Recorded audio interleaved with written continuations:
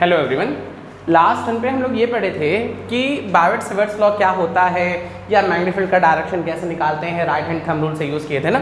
अच्छा, अब देखिए पहले सबसे पहले देखिए मैग्नेटिक फील्ड का जो यूनिट होता है ना वो टेस्ला होता है। कौन सिस्टम में? एसआई, ठीक। और हमारा गॉस होता है कौन से सिस्टम में? सीजे सिस्टम में, ठीक। 1 टेस्ला में 10 पे पावर 4 गॉस होता है। 1 टेस्ला 10 पे पावर 4 गॉस, ठीक है।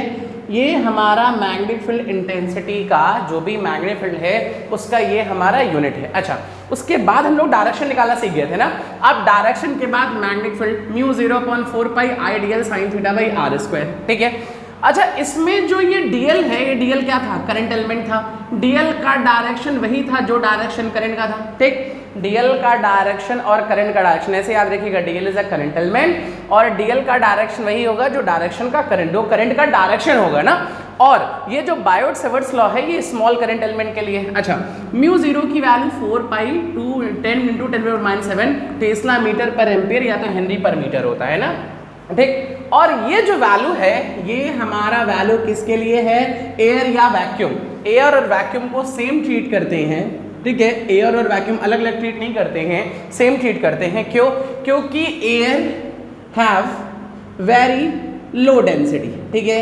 एयर की डेंसिटी हमारी बहुत लो होती है, इसलिए हम एयर और वैक्यूम को सेम मानते हैं, ठीक है।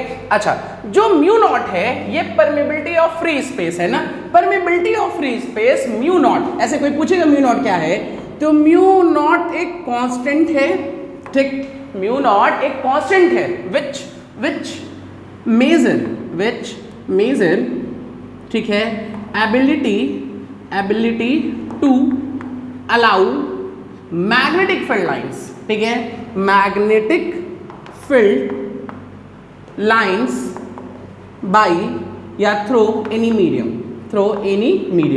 कोई भी मीडियम। म्यू नॉट एक ऐसा कांस्टेंट है जो एबिलिटी मेजर करेगा, किसकी एबिलिटी? किसी मीडियम की, कि कोई भी मीडियम, ठीक है, अपने अंदर से कितनी मैग्नेटिक फील्ड लाइंस को अलाउ कर रहा है, कितने को पास होने दे रहा है, इसका मेजरमेंट हमारा म्यू नॉट करता है। जैसे कूलॉम्स लॉ में F इक्वल टू लिखते हैं ना, क्या? 1/4 pi epsilon naught Q1 Q2 by r square. यहाँ पे एप्सिलॉन नॉट कांस्टेंट होता है, जो ये मेजर करता है एप्सिलॉन नॉट क्या मेजर करता है? Allowance of electric field lines, ठीक है, बाय एनी मीडियम, यही ना। वैसे ही म्यू नॉट यहाँ पे म्यू नॉट क्या मेजर करेगा? हमारा allowance of magnetic field lines by any medium, कि कोई भी मीडियम अपने अंदर से कितनी मैग्नेटिक फील्ड लाइंस को अलाउ करेगा, पास होने देगा, इसका मेजरमेंट हमारा म्यू नॉट करेगा। और जैसे जैसे मीडियम चेंज होगा इलेक्ट्रिक फील्ड या तो इलेक्ट्रोस्टैटिक फोर्स और मैग्नेटिक फील्ड दोनों की वैल्यू चेंज होती है। ग्रेविटेशन में आप लोग पढ़े होगे F इक्वल कितना? G m1 m2 upon r square. जो ग्रेविटेशन फोर्स होता है, ग्रेविटेशन फोर्स हमारा मीडियम पे डिपेंड नहीं करता है। मीडियम चेंज हो भी जाए लेकिन ग्रेविटेशन फोर्स की वैल्यू चेंज नहीं होती है। But magnetic field, electric field, magnetic force, electric force, ये सब मीडियम डिपेंडेंट है। तो म्यू नॉट एक ऐसा कांस्टेंट है जो हमारा अलाउंस मेजर करेगा, ठीक है, कोई भी मीडियम अपने अंदर से कितनी मैग्नेटिक फील्ड लाइंस को पास होने दे रहा है, इसका मेजरमेंट हमारा कौन करेगा? Mu naught. अच्छा, अब जरा और देखिए, अगर यही चीज मान लीजिए हम इस बायोट-सेवर्ट्स लॉ को वेक्टर फॉर्म में लिखें तो mu naught upon 4 pi I dl cross r, ठीक है। dl क्रॉस आर लिखेंगे, कभी भी r क्रॉस dl नहीं लिखेंगे। जैसे मान लीजिए, अगर मान लीजिए ऐसे है, ये है a, ठीक, ये a है और ये हमारा b है, ठीक है, वेक्टर a और b, ठीक। अगर हमको a क्रॉस b का डायरेक्शन चाहिए, ठीक, तो आप लोग पढ़ोगे ना right hand rule, a cross जिसमें रखते हैं a से b का क्रॉस ले रहे हैं ना। अगर a का क्रॉस प्रोडक्ट b से ले रहे हैं तो अपना ये हाथ a पे रखिए, a से b की तरफ जाइए तो थंब अंदर जा रहा है ना, तो a क्रॉस b का डायरेक्शन हमारा किधर होगा? अंदर होगा। लेकिन अगर B से A की तरफ जाते हैं तो B क्रॉस A का डायरेक्शन बाहर आ रहा है ना, मतलब कि A क्रॉस B जो होगा इनसाइड होगा, इनवर्ड होगा, और B क्रॉस A हमारा आउटवर्ड होगा। बिल्कुल सेम तरह से ना, जो यहाँ पे अगर मैग्नेटिक फील्ड का डायरेक्शन दिखा जाए तो dl का क्रॉस प्रोडक्ट r से लेंगे। देखिए ये हमारा dl है, ये हमारा r है, तो डीएल पे हाथ रखिए, डीएल से आर की तरफ जाइए तो ये थंब अंदर आ रहा है ना, तो इस पॉइंट पे मैग्नेटिक फील्ड हमारा किधर आएगा, अंदर आएगा। ठीक, तो मैग्नेटिक फील्ड का डायरेक्शन निकालने के लिए राइट हैंड थंब रूल भी पढ़े हैं हम लोग, स्ट्रेट कंडक्टर के लिए, सर्कुलर लूप के लिए। वैसे ही तीसरा तरीका हम लोग पढ़ लिए क्रॉस प्रोडक्ट से, डीएल क्रॉस आर याद रखेंगे, डीएल क्रॉस आर अंदर आ रहा है। जैसे मान लीजिए एक और ले लेते हैं, ये अगर करंट है इस पॉइंट पे निकालना है तो ये आर है ना, इस पॉइंट पे निकालना है ना, तो अगर करंट इधर है, ठीक, डीएल का डायरेक्शन वही होता है जो डायरेक्शन हमारा करंट का, तो डीएल इधर ही होगा। ठीक है, तो डीएल से आर पे आ रहा है ना, फिर अंदर मैग्नेटिक फील्ड फिर से हमारा किधर होगा, अंदर होगा।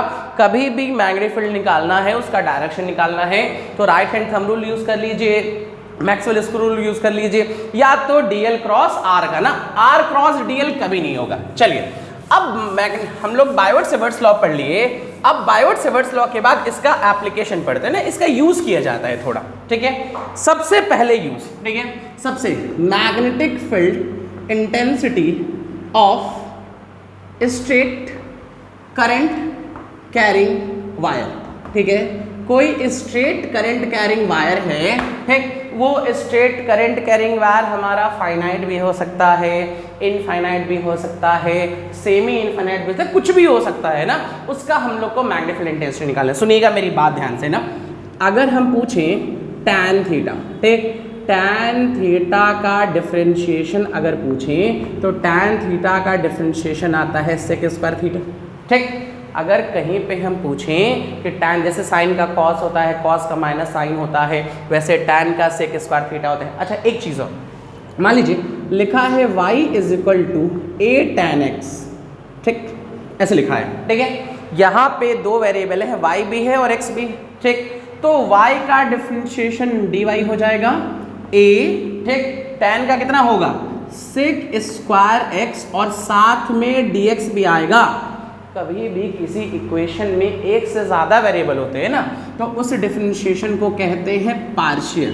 ठीक है, और पार्शियल डिफरेंशिएशन में जो भी हमारा वेरिएबल होता है उसके dx से मल्टीप्लाई होगा। जैसे और सपोज कर लीजिए, मान लीजिए लिखा है y is equal to sine x, ठीक है, या ऐसे लिख लीजिए, मान लीजिए लिखा है y is equal to a sine theta. चलिए ठीक, और हम ये सपोज कर रहे हैं y और थीटा दो वेरिएबल है, एक वेरिएबल नहीं है, दो वेरिएबल है। ठीक है, तो y का डिफरेंशिएशन dy हो जाएगा, a साइन का डिफरेंशिएशन cos थीटा, साथ में d थीटा होगा। दो वेरिएबल होंगे और वहाँ पे जब भी दो वेरिएबल होंगे तो डिफरेंशिएशन कैसा करेंगे, पार्शियल। और पार्शियल अगर x का करते हैं तो dx एक्स्ट्रा आएगा, y का करते हैं तो dy आएगा, थीटा का करते हैं तो d थीटा आएगा। ये बात दिमाग में बैठा लीजिए कि कभी भी एक से ज़्यादा वेरिएबल होंगे तो पार्शियल, और जो भी वेरिएबल होगा उसमें d लगा के मल्टीप्लाई ज़रूर करेंगे। चलिए अब ज़रा देखिए, अगर ये समझ गए ना तो ये अब समझ में आएगा। हमारे पास एक वायर है, बहुत बड़ा वायर है, ठीक है, इसमें कोई करंट है ऐसे, ठीक, ऐसे कोई करंट है ना, मान लीजिए इसके इस एंड से, ठीक है, इस एंड से यहाँ से ऐसे, ठीक है, कोई पॉइंट P है जो कि डिस्टेंस A पे है। ठीक है, एक हमारे पास स्ट्रेट वायर है, ठीक, स्ट्रेट वायर है, बहुत बड़ा वायर है। अब ये वायर कुछ भी हो सकता है, फाइनाइट हो सकता है, इनफाइनाइट हो सकता है। इस वायर की वजह से पॉइंट P पे हमको मैग्नेटिक फील्ड इंटेंसिटी निकालनी है, मैग्नेटिक फील्ड निकाले। अच्छा, अगर हम इस वायर की वजह से देखें तो ये करंट ऊपर जा रहा है, मैग्नेटिक फील्ड किधर, अंदर, इस पॉइंट पे मैग्नेटिक फील्ड इनसाइड होगा।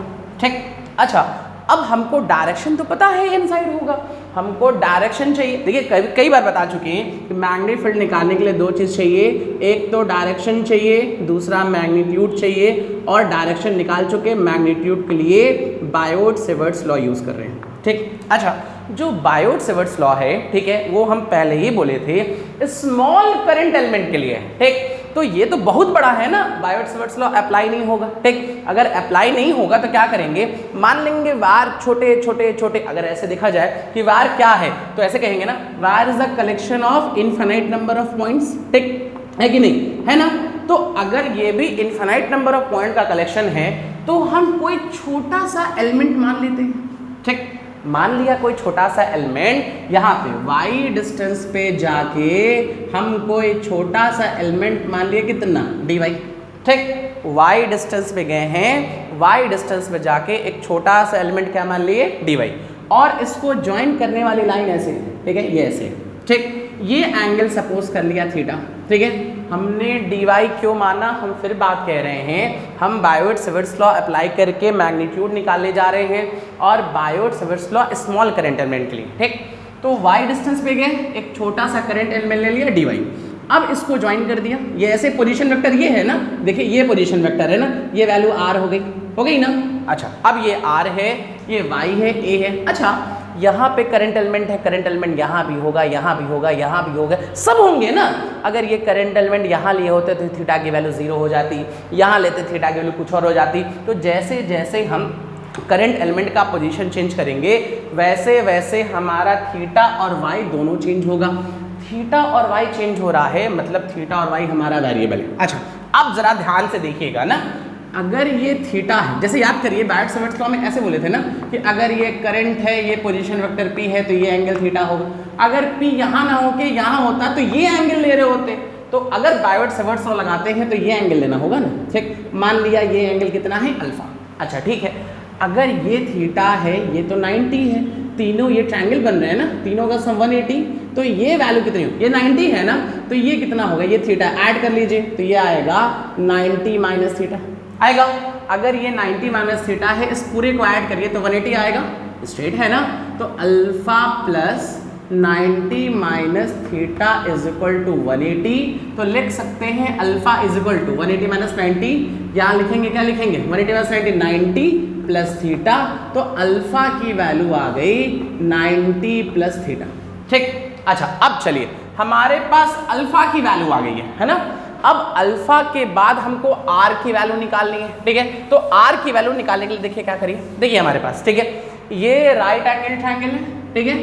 इस राइट एंगल ट्रायंगल में ये हमारा थीटा है, तो ये क्या है, बेस, ठीक। थीटा के सामने क्या है, परपेंडिकुलर, और ये हमारा क्या है, हाइपोटेनस, ठीक है।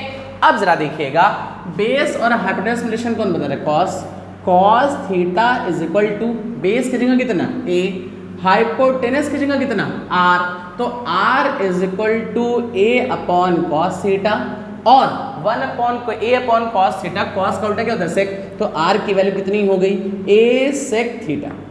चलिए हमारे पास अल्फा की वैल्यू भी है, r की वैल्यू भी है, अब बायोट-सेवर्ट्स लॉ लगा दें। अच्छा, अगर छोटा करंट एलिमेंट है, ठीक, अगर छोटा करंट एलिमेंट है तो मैग्नेटिक फील्ड भी छोटा होगा। मैग्नेटिक फील्ड हमारा मान लिए dB, ठीक। dB इज इक्वल टू क्या होता है, mu 0 upon 4 pi I dl, dl के जगह कितना, dy साइन थीटा की जगह कितना, देखिए 90 प्लस थीटा अपॉन कितना, आर स्क्वायर होगा। म्यू 0/4 पाई आई dl की जगह dy, साइन थीटा की जगह 90 प्लस थीटा अपॉन कितना, आर स्क्वायर। अच्छा, अब जैसे देखिए साइन 90 प्लस थीटा जो होता है वो क्या होता है, कॉस थीटा, ठीक। तो इसके जगह कॉस लिख सकते हैं, तो dv की वैल्यू क्या लिखें, ध्यान से देखिएगा, म्यू 0/4 पाई, ठीक, और क्या बचा, आई dy, ठीक। या पहले इसको लिख देते हैं, साइन 90 प्लस थीटा को क्या लिखेंगे, कॉस थीटा साथ में dy अपॉन, ठीक, r की जगह ये वैल्यू पुट कर देना तो क्या लिखेंगे, a square sec square theta आ गया, ठीक, इतनी वैल्यू आ गई। अच्छा, इसको इक्वेशन 1 कर लेते हैं ना, अब छोड़ देते हैं, ठीक। अब वापस से इस ट्रायंगल में चले आइए, ठीक है। इस ट्रायंगल में अगर चले आइए तो इस ट्रायंगल में tan थीटा, ठीक है, tan थीटा इज इक्वल कितना होगा, परपेंडिकुलर बाई बेस, ठीक है। क्या लिखें, y बाई a, ठीक है, tan theta is equal to y by a, तो y is equal to a tan theta, ठीक है। और अभी बोल रहे थे जैसे जैसे करंट एलिमेंट का पोजीशन चेंज होगा वैसे वैसे y और थीटा चेंज होगा ना, तो दो वेरिएबल y का डिफरेंशिएशन dy, a तो कांस्टेंट है, tan का कितना, सेक स्क्वायर थीटा, और साथ में हमारा d थीटा, ये हमारी dy की वैल्यू आ गई, ठीक। अब अगर dy की वैल्यू आ गई है, ठीक है, तो वैल्यू पुट करिए, ठीक, इसमें वैल्यू पुट करिए फ्रॉम फर्स्ट, ठीक है।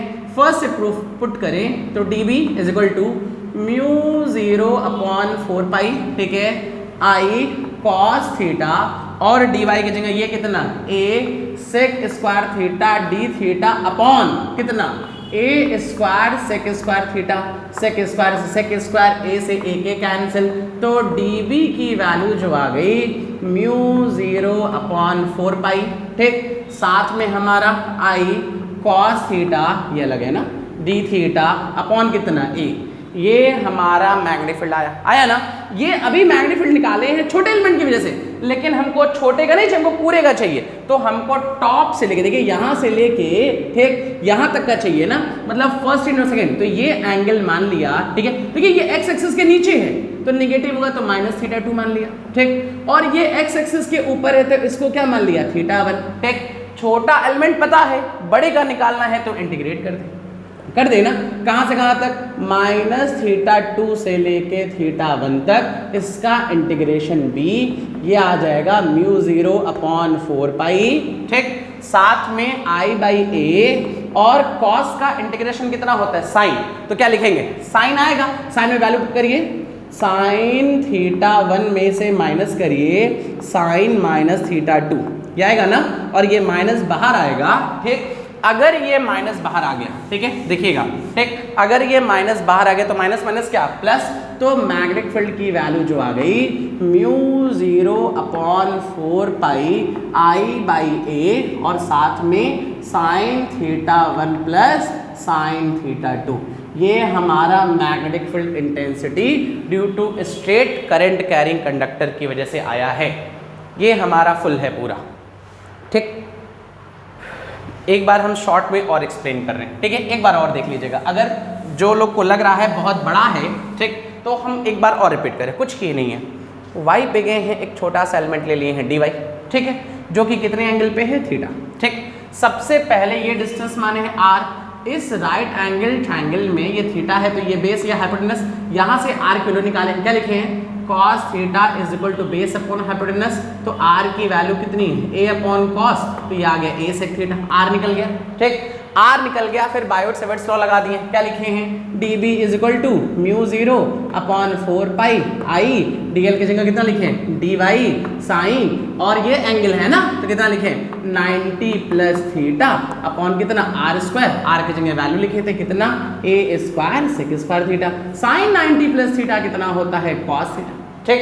इतना करने के बाद dy की वैल्यू निकाले, dy की वैल्यू कैसे निकाले हैं, tan theta is equal to perpendicular by base, तो y is equal to a tan theta, differentiate किए हैं, dy is equal to a tan का sec² theta d theta, values में पुट कर दिए हैं। अब पुट करने के बाद इंटीग्रेट कर दिए हैं, सबसे एंड पॉइंट -θ2, सबसे अपर पॉइंट θ1, तो ये वैल्यू आ गई, ठीक। तो हमको फॉर्मूला मिला, ठीक है, हमको फॉर्मूला मिला, देखिए बोर्ड में ये आता है, ठीक है, कंपटीशन से इसका मतलब नहीं है, सब फॉर्मूला याद होना चाहिए। b की वैल्यू आ गई μ0/4π i/a sin θ1 प्लस sin θ2। ये हमारा मैग्नेटिक फील्ड इंटेंसिटी आ गया, ठीक। Magnetic field intensity due to straight current carrying conductor, ठीक है, या स्ट्रेट करंट कैरिंग वायर। अब ये अगर समझ गए, ठीक है, आप लोग क्या करिएगा, अगर आप लोग को कंफ्यूजन होगा, भूल रहा होगा ना, तो एक बार पेपर पे खुद से करिए, ठीक, खुद से करिए, खुद से एक बार पढ़ लिया पहले, ठीक है, फिर पेपर पे खुद से लिखिए, खुद से समझिए, जब फंसता है तो फिर एक बार वीडियो को देख लीजिएगा, ऐसे 1-2 बार लिख लेंगे ना, प्रैक्टिस हो जाएगा, बहुत ईजी है ये, बहुत टफ चीज़ नहीं है, ठीक। अच्छा, अब और ज़रा देखिए, ठीक है, अब सुनिएगा, ठीक, हम लोग क्या पढ़ लिए, ठीक है, देखिए, अगर ये हमारा स्ट्रेट करंट कैरिंग कंडक्टर है, ठीक, और ये डिस्टेंस a है, ये परपेंडिकुलर डिस्टेंस a है, ऊपर वाला एंगल बना θ1, नीचे वाला एंगल बना θ2, तो मैग्नेटिक फील्ड अंदर है और इसकी वैल्यू हम लोग क्या लिखे हैं, μ0/4π i/a sin θ1 प्लस sin θ2। ये हमको फॉर्मूला हो गया, ठीक। अब इसके बेसिस पे कई सारे क्वेश्चन करेंगे, चलिए केस फर्स्ट, ठीक है, केस फर्स्ट लिखते हैं, ठीक है, केस फर्स्ट, ठीक, केस फर्स्ट मान लेते हैं, ठीक है, फॉर इनफाइनाइट वायर, ठीक, अगर हमारा वायर जो है वो इनफाइनाइट हो जाए, ठीक है, अगर अच्छा एक चीज और, करंट ऊपर था तो मैग्नेटिक फील्ड अंदर है, अगर करंट नीचे था तो मैग्नेटिक फील्ड बाहर। अच्छा, अगर हमारे पास जो वायर है वो इनफाइनाइट हो जाए तो उस कंडीशन में देखिए क्या करेंगे, देखिएगा ऐसे, ये वायर है, ऐसे है ये वायर, ठीक, ये एंगल हमारा θ1 है, ठीक, अगर ये और बड़ा होगा θ1 और बड़ा, ये और ऊपर जाएगा θ1 और बड़ा और बड़ा और बड़ा, अगर इन्फिनाइट हो जाएगा, मान लीजिए इस बार का लेंथ इन्फिनाइट हो जाए तो ये पॉइंट सीधा हो जाएगा ना, तो ये एंगल हमारा हो जाएगा 90 और यही केस यहाँ पे भी है, ये भी एंगल हो जाएगा 90। तो इनफाइनाइट वायर के लिए θ1 और θ2 की वैल्यू जो होती है वो 90 होगी। ठीक, अगर हमारा वायर इनफिनाइट है तो θ1 और θ2 दोनों 90, वैल्यू यहाँ पुट करिए, sin 90 sin 90, 1 + 1 कितना है 2, और 2 से ये 2 कैंसिल है तो 2 पाई, ऐसे लिखेंगे b μ0 अपॉन 4 पाई I/A 92, 2 से ये कैंसिल 2, तो मैग्नेटिक फील्ड इंटेंसिटी जो आ गई कितनी आ गई, μ0 अपॉन 2 पाई I/A। ठीक, ये हमारा मैग्नेटिक फील्ड इंटेंसिटी आ गया कौन से वायर के लिए, इनफाइनाइट वायर के लिए। ठीक है, अच्छा अब और केस ले लेते हैं। ठीक है, केस 2 लेते हैं। ठीक, केस 2 में देखिए क्या है। ठीक है, सपोज दैट मान लीजिए अगर ऐसे लेते हैं केस 2। ठीक है, केस 2, ठीक, केस 2 में लिख लेते हैं फॉर सेमी इनफिनाइट वायर। ठीक है, सेमी इनफिनाइट वायर का मतलब ना कि एक तरफ से इनफिनाइट है एक तरफ से फाइनाइट है, ऐसा कुछ है। देखिए ये हमारा वायर है, ठीक, और ये हमारा इधर इनफिनाइट है। ठीक है, और ये जो पॉइंट P है, जिस पॉइंट पे हम लोग मैग्नेटिक फील्ड निकाल रहे हैं वो पॉइंट इस एंड के क्लोज है। ठीक, ऐसा नहीं है पॉइंट यहाँ का ही है, नहीं, केस क्या लिए हैं, ठीक, सेमी इनफिनाइट वायर है और पॉइंट P हमारा जो फाइनाइट एंड है उसके क्लोज है। तो देखिए यहाँ से जो ये θ1 होगा, θ1 की तो वैल्यू 90 होगी। ठीक, अगर ये वायर यहाँ होता मान लीजिए तो ये एंगल ऐसे बनता, ये वायर और छोटा तो ये एंगल और छोटा, ये वायर और छोटा और छोटा, अगर ये यही आ गया तो ये एंगल बनाएगा नहीं, मतलब एंगल कितना होगा 0, तो θ2 की वैल्यू 0 होगी। फिर रिपीट कर रहे हैं, क्या कंडीशन है, वायर सेमी इनफिनाइट है। ठीक, सेमी इनफिनाइट होने के साथ साथ जो पॉइंट P है इस एंड के क्लोज है, तो क्या लिखें, B की वैल्यू देखिए μ0 अपॉन 4 पाई I/A sin 90 plus sin 0, sin 0 की वैल्यू 0, 90 की वैल्यू 1, तो मैग्नेटिक फील्ड हमारा आ गया μ0 अपॉन 4 पाई I/A। अगर यही चीज़ इनफिनाइट था तो 2 था यहाँ पे। ठीक, तो 2 केस हम लोग डिस्कस कर लिए, एक बार वायर हमारा इनफिनाइट है, एक बार हमारा सेमी इनफिनाइट है। अच्छा कुछ जगह एक ऐसा भी देता है, एक चीज़ और देखिएगा, मान लीजिए ऐसे कहा, सपोज दैट, ठीक, ऐसे कुछ कहा कि हमारे पास कोई वायर है। ठीक है, अगर हमारे पास कोई वायर है, ठीक है, इस वायर का लेंथ L है। ठीक, अगर लेंथ दे दिया है मतलब कि ये फाइनाइट है, और जो पॉइंट P निकालना है ना वो A डिस्टेंस पे है और जस्ट इसके मिडिल में है। ठीक, तीसरा केस ले रहे हैं कि वायर है, वायर हमारा फाइनाइट है, इसका लेंथ L है और A डिस्टेंस पॉइंट P पे निकालना है। ठीक, तो इसको ज्वाइन करिए जरा। ठीक, ये ज्वाइन कर लीजिए। ठीक है, अगर ये A है, ये L है, तो ये L/2 होगा, ये भी कितना होगा L/2। ठीक, ये और ये लेंथ सेम होगा ना, ये कितना होगा देखिए L²/4 प्लस A² होगा कि नहीं होगा। ठीक, ये चीज़ यहाँ पे होगा, तो ये ट्रायंगल कैसा बना, आइसोसेलेस ट्रायंगल सीधा थीटा थीटा। ठीक, तो यहाँ पे θ1 और θ2 की वैल्यू थीटा ले लेते हैं, ले लें, और इस कंडीशन में लिखेंगे B की वैल्यू μ0 अपॉन 4 पाई I/A। ठीक, साइन θ1 की जगह भी थीटा, सॉरी ये 0 नहीं होगा, थीटा होगा ना, और साइन θ2 की जगह theta, sine theta 2 sine theta आ गया। ठीक, अब जरा देखिए μ0 अपॉन 4 पाई I/A 2 साइन थीटा। ठीक है, साइन थीटा इक्वल कितना होता है, परपेंडिकुलर अपॉन हाइपोटेनस, तो परपेंडिकुलर की जगह क्या लिखेंगे L/2 अपॉन हाइपोटेनस की जगह क्या लिखें L²/4 प्लस A², ये हमारा आया। ठीक, कब आया, ये कब आया फॉर्मूला, चाहो तो सिंप्लीफाई कर लो, थोड़ा एलसीएम लेते हैं ना, क्या बचेगा μ0 अपॉन 4 पाई, ठीक, I/A, या बचेगा कितना, ठीक, 2 से 2 कैंसिल, L अपॉन, ठीक है, ये लिख सकते हैं L² प्लस 4A², और ये 4 का रूट 2 ना, तो 2 पर जाएगा 2 आ जाएगा, 2 से 2 चाहे तो कैंसिल कर ले, ये भी आंसर आ गया। ठीक, तो ये हमारा मैग्नेटिक फील्ड इंटेंसिटी आया। ठीक, कैसा वायर है, तीसरा केस में फाइनाइट वायर है। ठीक, स्क्वायर कैसा है, फाइनाइट है, जिसका लेंथ l है, ठीक, और हमारा दोनों एंगल सेम होगा और पॉइंट P मिडिल पॉइंट है। चलिए ये हमारा केस हो गया ना। कुछ क्वेश्चन और करते हैं, ठीक है, देखिएगा।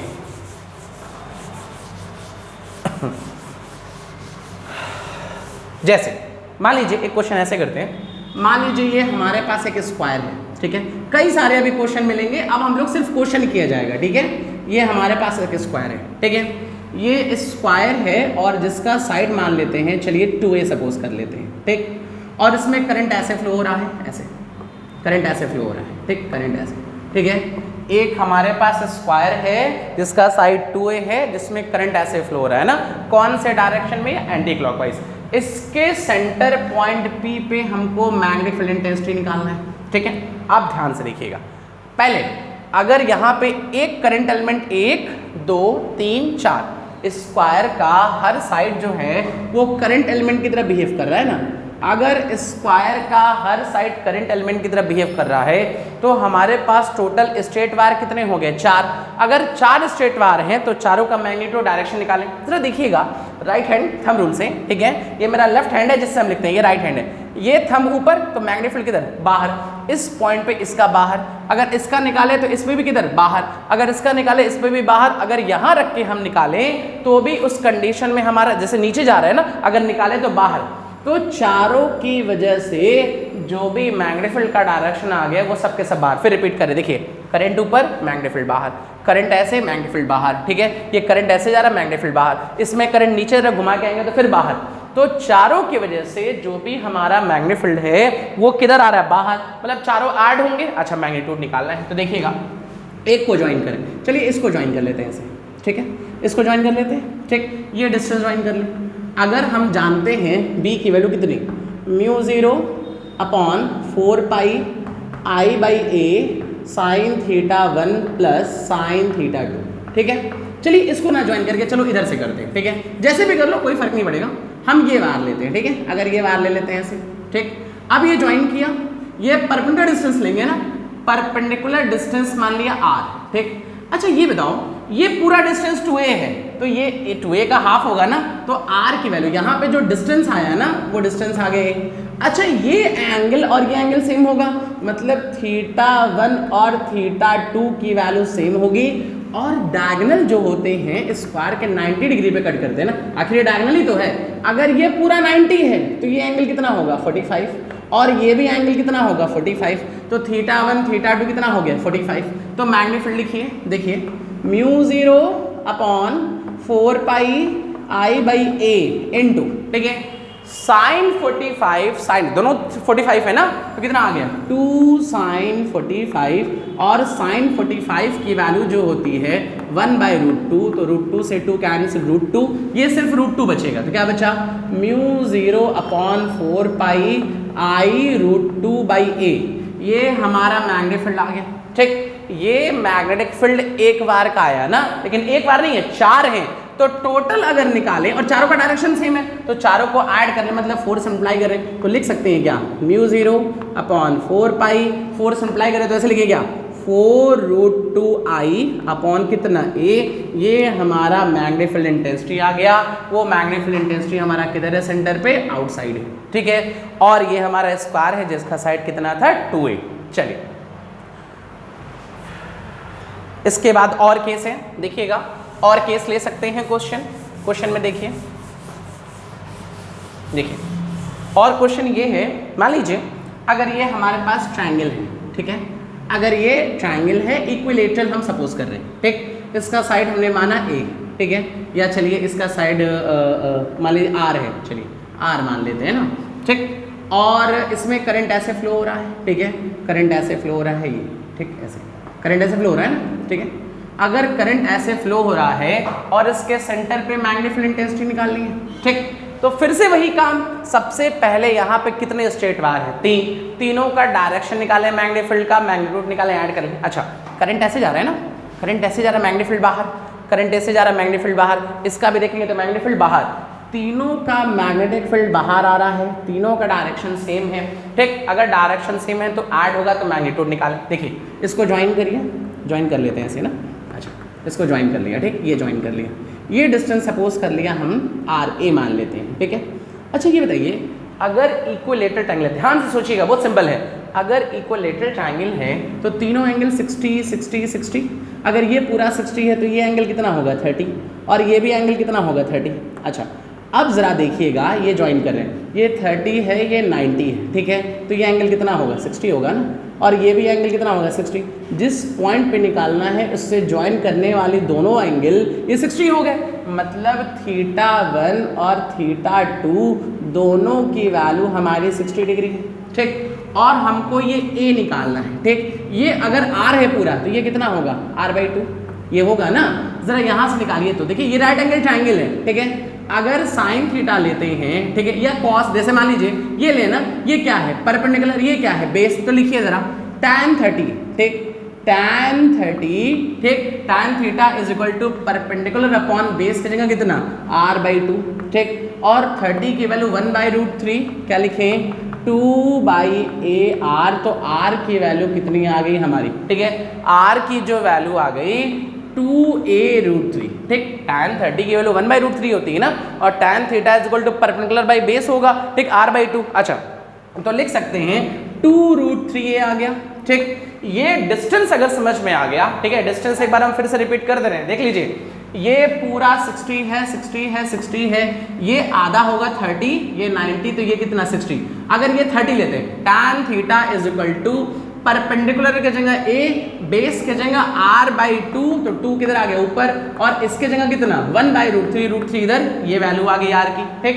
अब मैग्नेटिक फील्ड इंटेंसिटी अगर पूछें तो μ0/4π I/A, A की जगह ये डिस्टेंस ना, तो ये डिस्टेंस की वैल्यू कितनी आई है देखिए हमको। अच्छा एक चीज और जरा देखिएगा, यहां से हमको A की वैल्यू चाहिए ना, तो A की वैल्यू कितनी आएगी R/2 √3, ठीक। अगर हमको यहां से A चाहिए ना, तो A की वैल्यू आएगी R/2 √3, और कितना sin θ1 sin θ2, तो 2 sin 60 आ गए, ठीक है, और sin 60 देखिए ये ऊपर भेज देते हैं ना, तो क्या बचेगा μ0/4π, ये ऊपर भेजें 2√3 I/R, और sin 60 की वैल्यू √3/2, 2 से 2 कैंसिल, बचा कितना √3, तो √3 तो 6I, μ0/4π 6I/R, ये मैग्नेटिक फील्ड आ गया, ठीक। और ये मैग्नेटिक फील्ड एक बार का आया, लेकिन हमको टोटल चाहिए तो 3 से मल्टीप्लाई कर लें, तो ये हमारा नेट मैग्नेटिक फील्ड इंटेंसिटी आ गया। एक हमारे किसके वजह से, करंट कैरिंग ट्रायंगल की वजह से ना, इक्विलेटरल ट्रायंगल की वजह से, ठीक। आज हम लोग इनफिनाइट वायर का मैग्नेटिक फील्ड निकाले हैं, क्या फॉर्मूला निकाले बोल दे रहे हैं, μ0 I/A sin θ1 प्लस sin θ2, ठीक है। नेक्स्ट वीडियो में भी हम लोग बायोट-सेवर्ट्स लॉ के एप्लीकेशन को ही देखेंगे, इतना रिवाइज करिएगा, थैंक यू।